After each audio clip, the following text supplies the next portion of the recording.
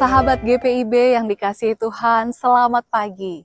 Dari titik lokasi pembangunan gedung gereja, pos pelayanan dan kesaksian Beth Eden di desa Amoy Toshiyama, ini merupakan salah satu dari ketiga pos pelayanan dan kesaksian dengan jemaat induk GPIB Sumber Kasih Kendari di Sulawesi Tenggara. Kami menyapa sahabat GPIB terkasih dalam semangat suasana pagi, suasana yang menyejukkan, dan biarlah dalam kesejukan ini setiap kita mau mengawali hari, menjalani hidup yang baru dengan tuntunan kuasa Allah lewat perenungan firman Tuhan. Untuk itu Ibu Bapak Saudara, mari kita satu dalam doa. Kita berdoa. Dalam kemurahan Allah Bapa, kami mensyukuri rahmat Tuhan mengizinkan kami masuk menikmati waktu kehidupan yang baru di hari yang baru. Biarlah sepanjang waktu kehidupan kami tidak berlalu sia-sia, tapi penuh makna dengan tuntunan kuasa-Mu yang akan kami temukan lewat kebenaran firman Tuhan dalam perenungannya, dan biarlah ketika kami merenungkannya, Engkau sentuh hati kami untuk kami menjadi pelaku firman Tuhan. Ya Tuhan Allah, ini kami yang memohon rahmat-Mu dalam Yesus Kristus, firman yang hidup, kami berdoa. Amin. Sahabat GPIB, melalui Sabda Bina Umat Kamis 13 November 2025, pembacaan Alkitab terambil dari Amsal pasal 26 ayat 3 sampai dengan ayat 5 yang menyatakan, cemeti itu untuk kuda, kekang untuk keledai, dan pentung untuk punggung orang bebal. Jangan menjawab orang bebal menurut kebodohannya, supaya jangan engkau menjadi seperti dia. Jawablah orang bebal menurut kebodohannya, supaya jangan ia menganggap dirinya bijak. Demikianlah pembacaan Alkitab. Setiap kita yang merenungkannya kiranya dituntun menjadi pelaku firman Tuhan, sehingga setiap kita menyatakan, terpujilah Kristus, haleluya. Sahabat GPIB, pagi ini saya mengajak setiap kita melihat dari satu gambaran sederhana. Di hadapan saya ada wadah yang berisi air. Airnya air yang jernih, air yang bening, air yang bersih. Wadah air ini kemudian akan saya taburi dengan bubuk. Kalau dilihat di sebelah sini, air yang jernih tadi menjadi tidak jernih lagi. Mulai ada kotoran yang ada di permukaannya, membuat ia tidak lagi bersih dan terlihat tidak bening lagi. Dan apa yang terjadi ketika saya memasukkan jari ke dalam air ini? Yang terjadi adalah di jari saya menempel kotoran yang tadi mengotori air ini. Jari saya terkena oleh kotoran ini. Namun sekarang ketika saya mencoba untuk melapisi jari saya dengan sabun, mengoleskannya menjadi lapisan, maka sekarang apa yang akan terjadi ketika saya akan mencelupkannya kembali? Kita lihat bersama. Wah, Ibu Bapak bisa mengamati ya. Di sekitar jari saya yang sudah diolesi sabun, maka kotoran tadi menjauh. Bubuk yang warna pekat gelap itu tadi menghindari jari saya yang sudah diolesi sabun. Dan ketika jari saya angkat, maka tidak ada kotoran yang menempel. Tidak ada lagi jari saya yang terlihat kotor seperti awal mula tadi. Sahabat GPIB, dari ilustrasi sederhana yang saya gambarkan tadi, mau menyatakan bahwa wadah berisi air tadi merupakan gambaran kehidupan kita, yang pada realitanya tidak bisa terpisahkan untuk menghadapi hal-hal yang kotor, hal-hal yang menyesakan dan menyulitkan. Dan jari merupakan diri kita. ketika kita masuk dalam kehidupan itu, kita pun akan berhadapan dengan situasi-situasi yang kotor dan menyulitkan itu. Tapi ada dua perlakuan yang berbeda. Ada yang terseret, kotoran itu menempel di jari, kehidupannya jadi juga kotor dan rusak. Tapi ketika ada lapisannya, kehidupan kita, sekalipun berhadapan, sekalipun masuk, berada di tengah hal-hal yang kotor, hal-hal yang menyulitkan, tapi kehidupan kita tidak rusak. Hati kita tetap bersih. Lapisan itu adalah tuntunan kuasa ilahi berdasarkan hikmat. Bukan hanya berdasarkan pengalaman hidup, tapi tuntunan kuasa Allah lewat hikmat Tuhan. Nah, inilah yang mau digambarkan oleh pengamsal ketika lewat pasal 26 ayat 3 sampai 5 ini dikatakan ayat 3. Cemeti itu untuk kuda, kekang untuk keledai, dan pentung untuk punggung orang bebal. Ayat 3 ini adalah gambaran karakteristik. Kuda itu keras, keledai lebih keras lagi. Tetapi yang lebih keras dari keduanya itu adalah orang bebal. Pengamsal menceritakan bahwa orang bebal itu bukan orang yang sekedar bodoh, tapi ia juga orang yang keras hatinya. Ia tidak mau menerima masukan, tidak mau menerima nasihat, tidak mau menerima pengajaran. Ia cepat tersinggung, cepat membalas. Dan sekarang situasi kehidupan, karakteristik orang-orang yang seperti itu seringkali ada mengotori kehidupan kita.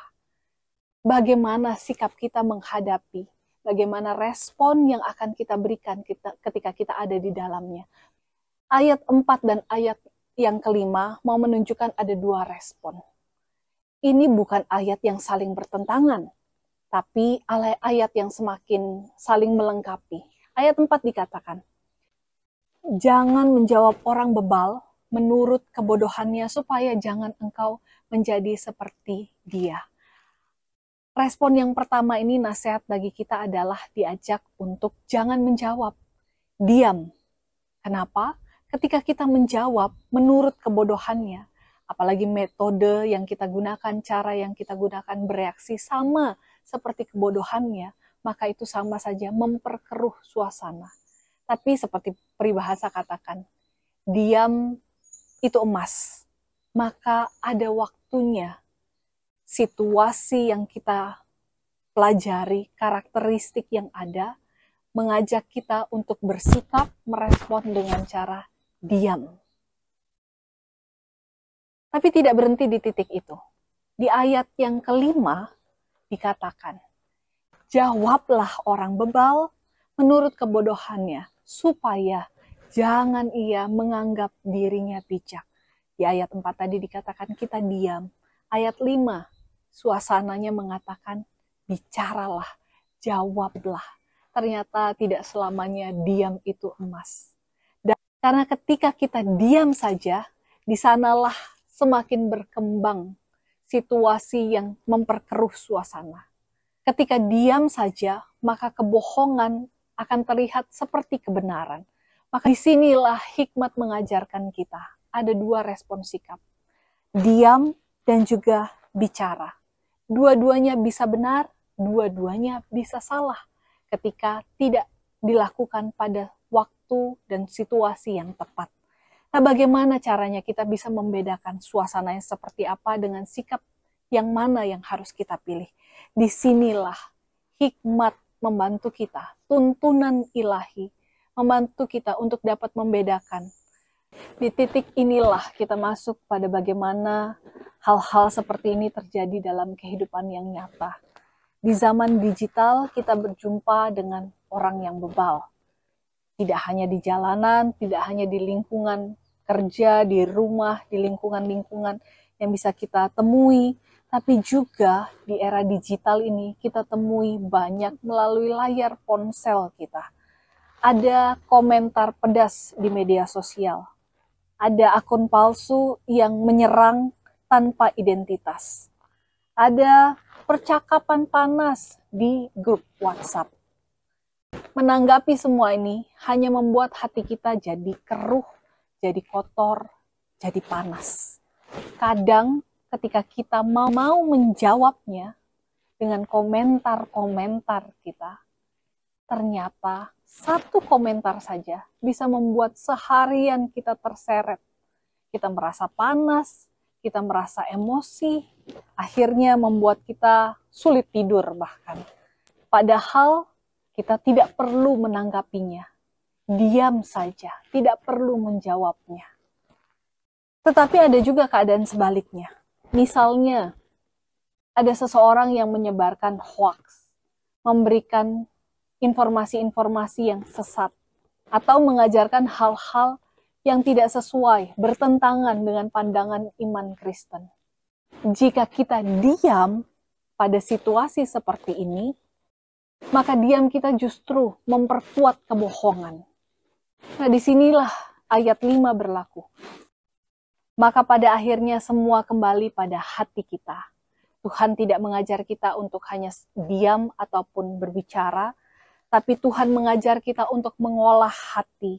Ketika kita menghadapi percakapan atau situasi yang menekan, kita belajar untuk tidak langsung bereaksi. Kita memberi ruang sejenak agar Roh Kudus bekerja melapisi hati kita, menuntun hati dan kehidupan kita.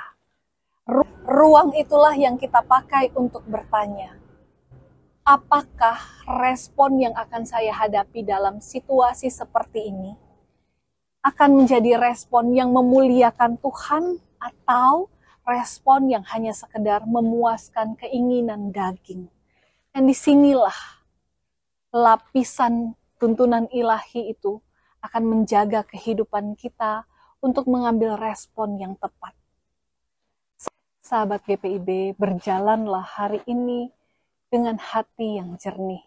Bukan karena situasi di sekitarmu sudah tidak keruh lagi, tetapi karena ada hikmat Tuhan yang melapisi langkah kehidupanmu. Sahabat GPIB, marilah kita berdoa mensyukuri perenungan firman Tuhan di hari ini. Kita berdoa. Terima kasih Tuhan untuk firman-Mu pada pagi hari ini. Terima kasih karena Engkau mengingatkan kami bahwa kehidupan ini bukan hanya tentang apa yang kami hadapi, tapi juga bagaimana kami merespon. Untuk Tuhan, lapisilah hati kami dengan hikmat-Mu, dan biarlah segala apa yang keluar dari perkataan, sikap, pemikiran kami, semuanya berdasarkan tuntunan daripada Roh-Mu yang kudus. Kami serahkan seluruh relasi dalam kehidupan kami ke dalam tangan Tuhan, bersama dengan keluarga, di tengah lingkungan pekerjaan, di tengah lingkungan masyarakat, bahkan dalam komunitas kami hidup bergereja. Bila ada konflik di dalamnya, bila ada ancaman, tekanan yang terjadi di tengah-tengahnya, mampukan kami untuk menjadi bagian perpanjangan tangan Tuhan yang menyatakan kebaikan Tuhan di dalam kekeruhan yang terjadi. Dalam nama Tuhan Yesus, kami bersyukur dan berdoa. Amin. Sahabat GPIB, selamat berjuang untuk menghadapi kehidupan. Salam kami dari Sulawesi Tenggara.